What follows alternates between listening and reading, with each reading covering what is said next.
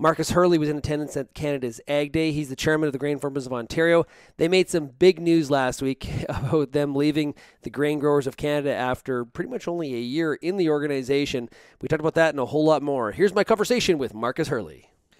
Last week, I think Real Ag actually broke the story that Grain Farmers of Ontario, after about a year of being in the Grain Growers of Canada as a member, you've decided to withdraw from the organization, effective immediately, correct? Yes. Yeah. So give us the why on that. Okay, the why is, I'm not going to go into the down specifics, but the reasoning was we got into some confrontational aspects around, first of all, how the structure of the organization is built. We can call it whatever we want, but it's flawed somewhat. When policy creation is made within an organization, and where you cannot bring up regional or commodity-specific challenges, we don't see the value of staying in an organization and saying it should represent us in the best manner as possible, advocate on our behalf in especially Ottawa, which are the policy makers and the ministries that actually have the power. If that organization cannot take on the challenge, we're still left doing it ourselves. And we have to make sure that the governance structure in any organization is sound enough to take those challenges to the next level. And it has been an ask from Grain Farmers Ontario to restructure some of the governance within grain growers, and it hasn't happened. We're hoping that for the future, because the doors are not closed for definitely. Like, I think if there's a goodwill from grain growers to reform or restructure their governance, that the issues can be addressed in a proper manner, there might be opportunities for the future. But at this point, we didn't see the real value going forward with it. And also, I think some of the principles of maybe even some personal confrontational sides might have brought us to that level as well. Do you see you being more effective in your lobbying, going at it on your own as opposed to in a larger more general group?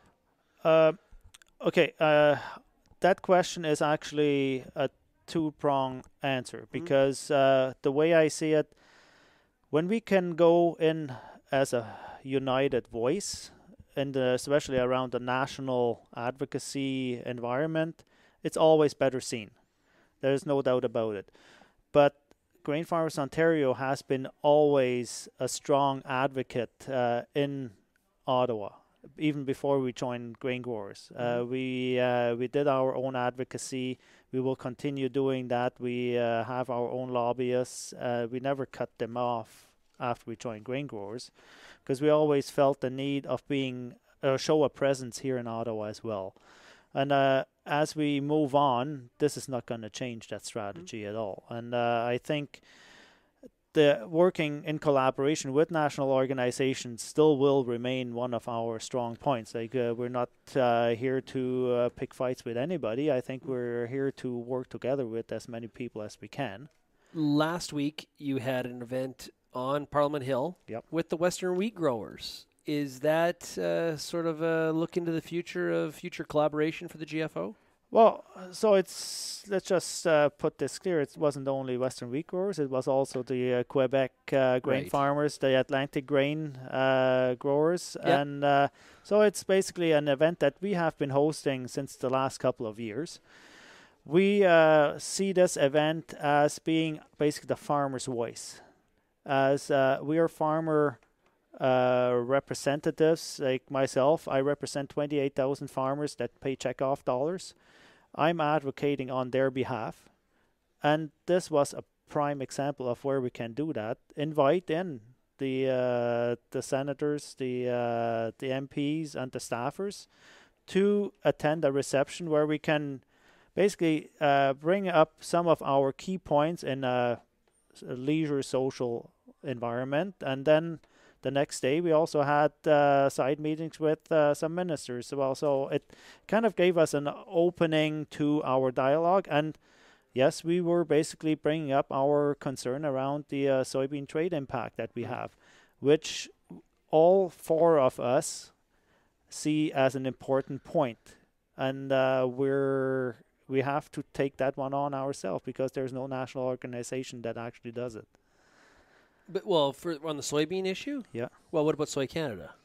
Well, Soy Canada, yes, they are doing their part as well. Yeah. But just talking about grain growers, they're basically the advocacy group that would take those challenges to the next level. Like where Soy Canada, they're actually a value chain organization, which is the principles are somewhat different, but on the advocacy front, grain growers would have been the voice to have. And I think as a collaboration with us four, we can be as strong to bring those points forward. At Canada's Ag Day here, I talked to Agriculture Minister Marie Claude-Bebeau, and I asked about ad hoc payment programs, and you're not going to like the answer. It hasn't changed in the last 18 months. It's the same. Well, I know. She told us that too. And so now, just to clear something up, what I was really surprised with the dialogue that we had with her, she asked us of giving her suggestions of how to roll out money to farmers in the most efficient way. So you can take that in two different ways. Are they ready to work with us on something, or are they just stalling us out? Okay. Well, I don't know. It's the first time that I heard that from any minister of asking for input. With being here on Sirius XM, we have a lot of American listeners, so we're following what's going on very, very closely. And we had that third tranche of the MFP 2.0 program, so the 2.3 payment, we'll call it. Yep. Momentum is building. Opinion is there that there will be a MFP 3.0 program in the U.S. this year, especially with the coronavirus and the potential no matter what Trump and Xi say, there's an expectation that the purchases, that $40 billion will be pushed back later in the year than originally planned. Yep. We got a huge farm profitability issue in the U.S. We have a U.S. election in 2020. The stars are aligned for no matter how bad it looks with consumers and where the money is flowing. There's going to, the opinion is there's going to be an MFP 3.0.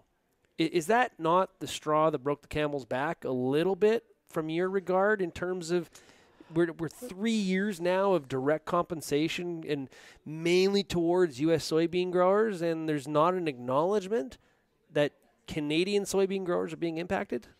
It's frustrating to see that. Okay, there's no doubt of where subsidies are being paid out, and the worst part is WTO doesn't even, since it's so unfunctional, it doesn't even see anything like that being a big problem anymore, because there's no way that the Canadian government can bring this up as a dispute.